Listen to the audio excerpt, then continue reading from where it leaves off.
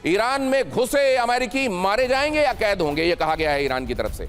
ईरानी सुरक्षा सूत्र का बड़ा दावा, 20 साल से जंग की तैयारी कर रहा है ईरान। ईरान के विदेश मंत्री अब्बास अराक्ची का दावा, ईरान अपनी रक्षा करने में पूरी तरह सक्षम है, अराक्ची ने कहा। तो कर्नल शैलेंद्र, क्या और बड़े डिबैकल की तरफ जा रहा है अमेरिका?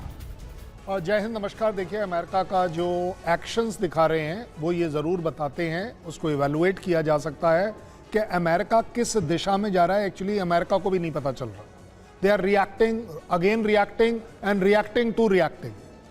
अगर बड़े 3 मुद्दों को पकड़कर चल रहा है, खमैनी नहीं होंगे तो सब कुछ हो जाएगा। नहीं हुआ, ठीक है, कुछ भी नहीं हुआ। ठीक है, उनका है खमैनी रिजाइम नहीं होगी। खमैनी रिजाइम जाते हुए कहीं दूर दूर तक नजर नहीं आ रही, इंडिकेटर नहीं है। राइट। जहां तक तीसरा जो बड़ा मुद्दा है, दैट इज द न्यूक्लियर। आपने पूरी दुनिया को एक न्यूक्लियर प्रोपोगंडा दिखाया, जो आपने एनबीसी के टाइम में इराक में भी दिखाया था, अफगानिस्तान को भी कुछ बोल दिया था। आप सभी मेहमानों से एक छोटी सी रिक्वेस्ट करूंगा, आज वक्त हमारे पास एज इट इज कम है, तो छोटी छोटी टिप्पणियां दीजिएगा, मैं जल्दी जल्दी आपके पास आता रहूंगा। आपने एक इंपॉर्टेंट बात कही sir, they are reacting to their own reactions. मतलब इसका क्या कोई स्ट्रेटजी इन प्लेस है ही नहीं क्या?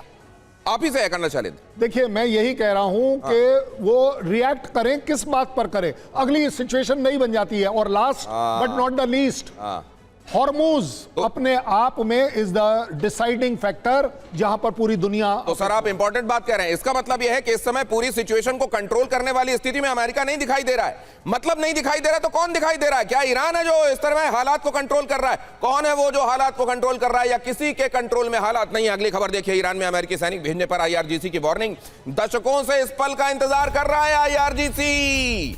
ईरान इसी पल का इंतजार कर रहा है। अमेरिकी सैनिकों के खिलाफ पूरी तैयारी, आईआरजीसी ने कहा, ईरान ने कहा हर मोर्चे पर जवाब देंगे। अगर ग्राउंड ऑपरेशन शुरू हुए संजय भारद्वाज सर, तो क्या वाकई ईरान भारी पड़ेगा, या अब ईरान की कमर टूट पड़ी है, अब ग्राउंड ऑपरेशन के लिए सही वक्त है?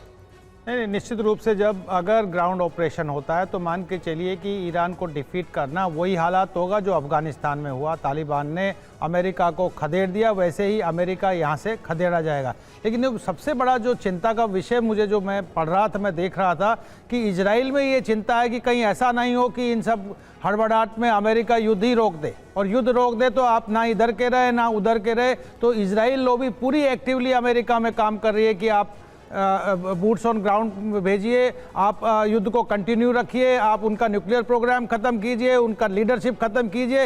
लेकिन अमेरिका बेचारा कुछ नहीं कर पा रहा। आप ये बात मान के चलिए कि ये बिल्कुल गले की हड्डी अमेरिका के लिए बन गई, जैसे अफगानिस्तान में बनी थी। और ये ना केवल अमेरिका के लिए बल्कि पूरे मिडिल ईस्ट के लिए एक बहुत मुश्किल काम खड़ा कर दिया कि पूरा मिडिल ईस्ट में जो एक तरीके से एक ऑर्डर बना हुआ था, उस ऑर्डर को उसको डिसऑर्डर कर दिया। और देखना ये बहुत महंगा पड़ेगा, ना केवल मिडिल ईस्ट को, बाकी दुनिया को भी। पूरी दुनिया को ये महंगा पड़ने वाला है। ईरान ये इंश्योर कर देगा कि अगर बूट्स ऑन द ग्राउंड गए तो ये और लंबा खींचेगा, जितना लंबा खींचेगा दुनिया के लिए दुश्वारी उतनी बढ़ती जाएगी।